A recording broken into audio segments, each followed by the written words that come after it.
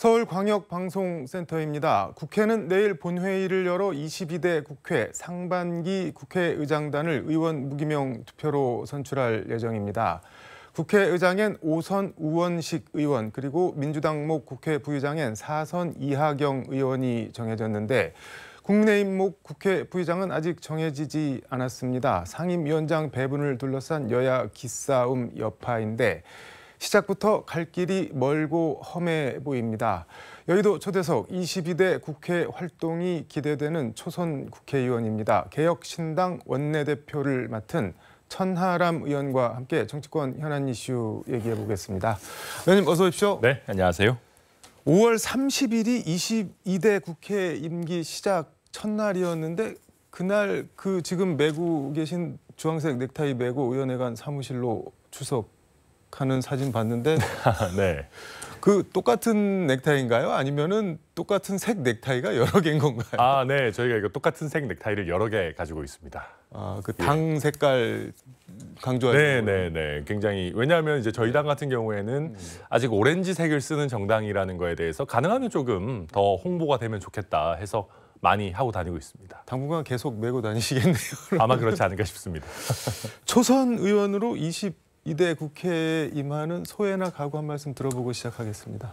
네, 뭐 저 같은 경우에는 이번에 개혁신당을 정당 투표에서 선출해 주신 분들이 한 102만 분 정도 계십니다. 그것을 이제 저와 이주영 의원 두 명이 이제 나눠서 당선이 된 셈인데 51만 분이 넘는 우리 국민들의 정치 개혁 또 정치 세대 교체의 열망이 담겨져 있다라고 생각하기 때문에 당연히 적극적인 의정 활동으로 좀 참신한 그런 바람을 일으켰으면 좋겠다 생각합니다. 윤 대통령이 의원들한테 축하난을 보내왔는데 페이스북에 대통령님 지지율 쑥쑥 오르기를 바란다 이렇게 사진을 올려서 좀 논란이 된 것 같습니다. 네. 뭐 아부하냐 뭐 이런 뭐 비판도 많이 받았다 그러는데 뭐 어떻게? 저는 진심으로 대통령께서 국정을 잘 운영하셔서 지지율이 오르기를 바랍니다. 네. 왜냐하면 대통령의 국정 지지율이라고 하는 거는 공적 자원입니다. 그러니까 그런 것처럼 대통령의 지지율이 낮다는 거는 대통령 혼자만의 슬픔이 아니라 전 국가적인 비극입니다. 저는 어제 대통령께서 굉장히 급하게 뭐 동해에 석유전이 대량으로 있다라는 얘기를 직접 하신 것도 결국은 낮은 지지율에서 나오는 초조함의 발로가 아닌가 저는 그렇게 생각합니다. 근데 그 유전 관련해서는 지금 뭐 또 천공이 다시 소환이 돼서 한 5, 6개월 전에 대한민국 산유국 된다, 뭐 펑펑 나온다, 뭐 그런 말을 했다고 하는데 이게 좀 약간 공교롭다는 생각도 드는데. 저는 굉장히 공교롭다는 생각이 들고요. 그리고 지금 천공이라고 하는 인물이 이런 식으로 등장한 게 한두 번이 아니었던 것 같습니다. 여러 이슈에 대해서 찾아보면 천공이 거기에 대해서 이야기하는 동영상들이 발견되곤 했습니다. 그러니까 이제 이게 두 가지일 겁니다. 가능성은. 첫 번째는 천공의 말을 국정에 반영할 가능성이고요. 두 번째는 국정의 방향성을 천공에게 미리 누설할 가능성입니다. 만약에 이 우연들이 굉장히 많이 겹쳐진다면은 결국 가능성은 그 두 가지 아니겠습니까? 근데 그 두 가지 다 국민들이 보셨을 때는 참 황당한 일입니다. 아니 그게 있을 수 있는 시나리오 가능성 얘기인가요, 그게? 뭐 저도 확인된 건 아니라서 조심스럽지만 우연히 반복되면 필연이라고 하지 않습니까? 이 천공스승이라고 하는 단어, 무슨 뭐 2000이라고 하는 숫자를 둘러싼 음모론 뭐 이런 것들이 계속 좀 등장하고 있는 것 같은데 아직 확인되지 않았기 때문에 조심스럽지만 이런 천공 논란이 나온다는 것 자체가 한번 생각해 보십시오. 만약에 윤석열 정부 정책이 아주 잘 준비돼 있고 정말 체계적으로 집행이 되더라. 그러면 천공이니 뭐니 이런 음모론이 나와도 국민들이 웃어 넘겼을 겁니다.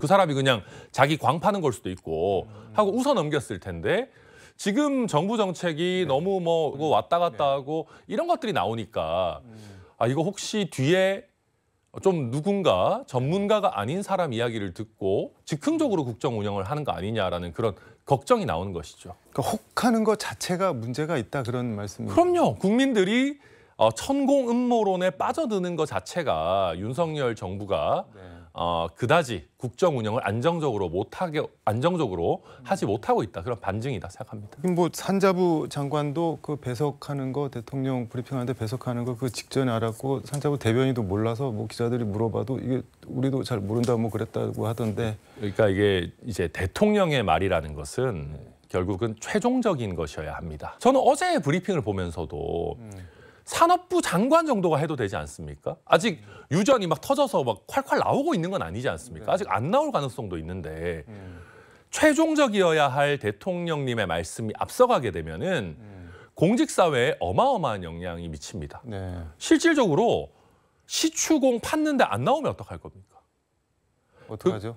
그러니까요. 그 산업부 장관이 한 얘기다 그러면 이거 뭐 좀 열심히 해봤는데 안 나옵디다 할 텐데 대통령이 이런 지금 굉장히 큰 가능성 언급했다 그러면 제가 밑에 있는 공무원이라면은 대통령님이 말씀하셨는데 저렇게까지 나올 때까지 팝시다. 좋아 빠르게 가 그랬을 겁니다. 아니 유전이 판다고 나올 때까지 팔 수 있는 게 아니죠. 거기 있어야 나오는 거잖아요. 유전은. 근데 무슨 말이냐면 네. 공직사회에서 대통령의 실패를 인정하는 것은 그만큼 어렵습니다. 대통령의 실패를 인정하는 것보다는 차라리 예산을 조금 더 낭비해서 시간을 끌자라는 식의 의사결정을 할 가능성이 매우 높다. 근데 어제 나오는 얘기들 보니까는 내년 3월 정도면은 뭐 가부를 뭐 알 수 있다고 하는데 가령 그 말씀하신 대로 정말 백방으로 할 수 있는 거 다 해서 했는데 큰 뭐 있어도 별 효용이 없다든가 하면은 내년 3월에 그게 밝혀지고 나면은 뭐 지선, 대선 그냥 끝나는 거 아닌가요? 너무 부담스러우니까 거꾸로 보면 자신 있으니까 그렇게 얘기를 하는 게 아닐까요? 저도 뭐 그렇기를 바랍니다. 저도 국민의 한 사람으로서 우리 뭐 나라에서 석유 자원이 많이 나온다면 너무 좋은 일이죠. 그래서 제가 좀 거듭 말씀드리는 것이 좀 조심할 필요가 있다.